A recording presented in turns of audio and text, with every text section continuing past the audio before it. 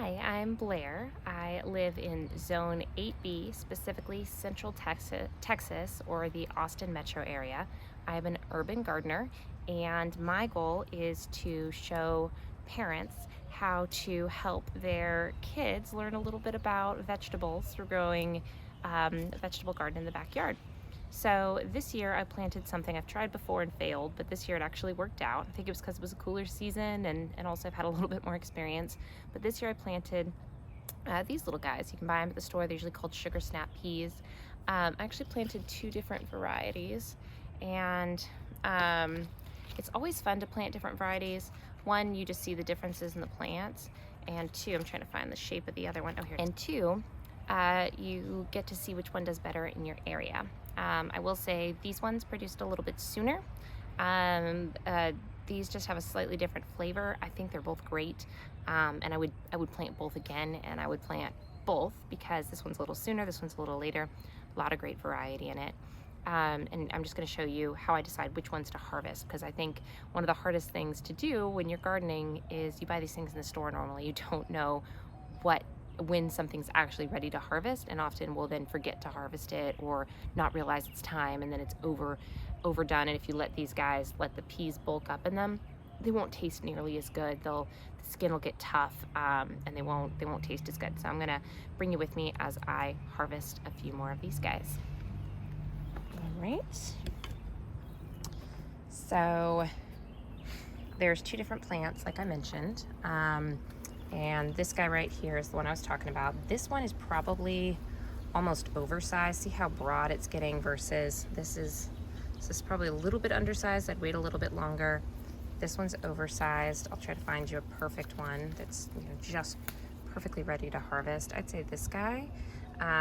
It's got some peas forming, but I'm just feeling it. The skin's not too thick. I'm going to be cooking these anyway, so if they're harvested a little late, it's no problem. Now this one's interesting. It's smaller, but the peas are starting to form, and so I'm going to pick it because I think once the peas fully form, the skin part, which is really the part we're eating, is going to get too thick.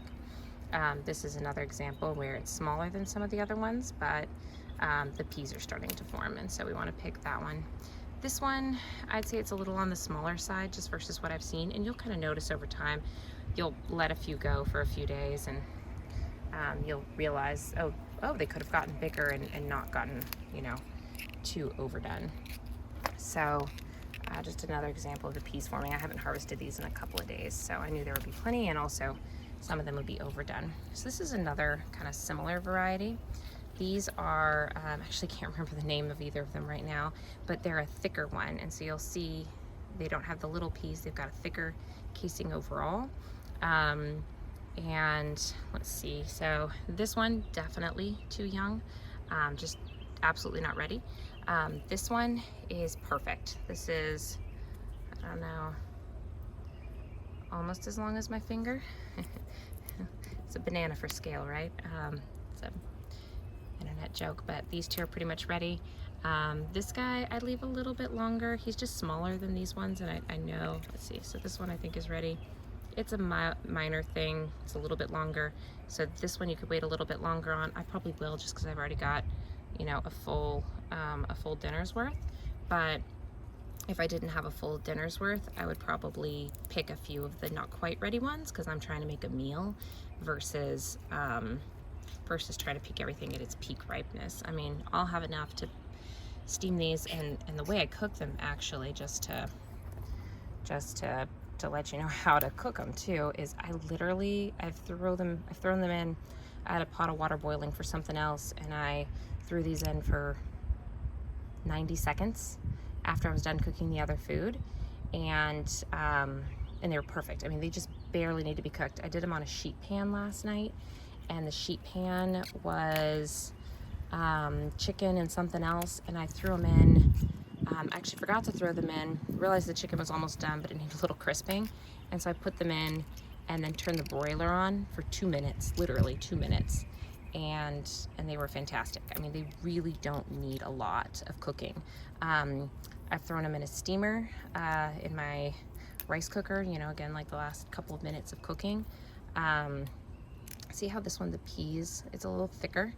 The peas are starting to form. I always pick the ones like that because I figure the casing is going to start to get thick as it moves in to protect the peas. And then, let's see.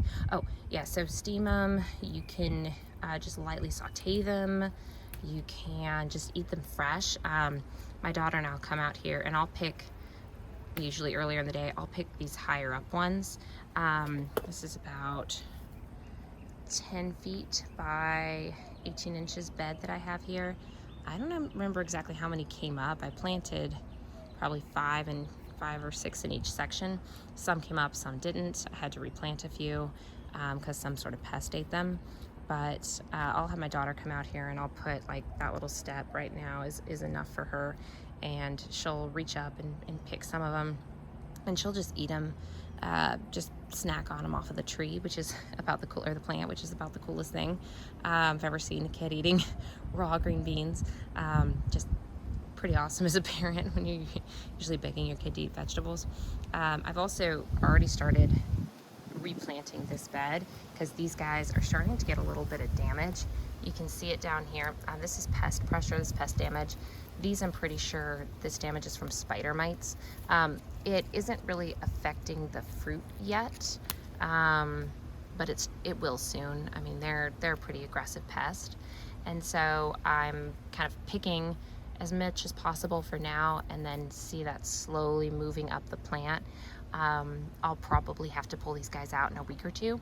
So I've already got the replacement crop in here. This is a eggplant. It is very, very summer friendly for here in Austin, Texas. It loves heat, it loves sun. It is in a full sun, full heat location. So it should hopefully do pretty well right here. I've got some carrots. I planted this whole row of carrots, and those are close to harvest. That's one surviving strawberry from a few years ago. And then I planted another type of eggplant here. Again, this is a really good location for eggplant. And then I planted a cantaloupe here on the end.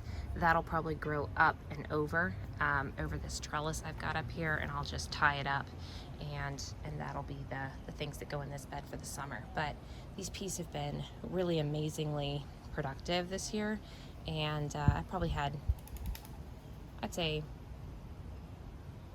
5 or 6 nights worth of dinners so far, and for a family of 3 who likes green beans. And I can see at least 10 or more servings in my future minimum, depending on how quickly that pest pressure takes on. So anyway, that's snap peas. They are actually quite a lot of fun to grow, really fun to have kids pick.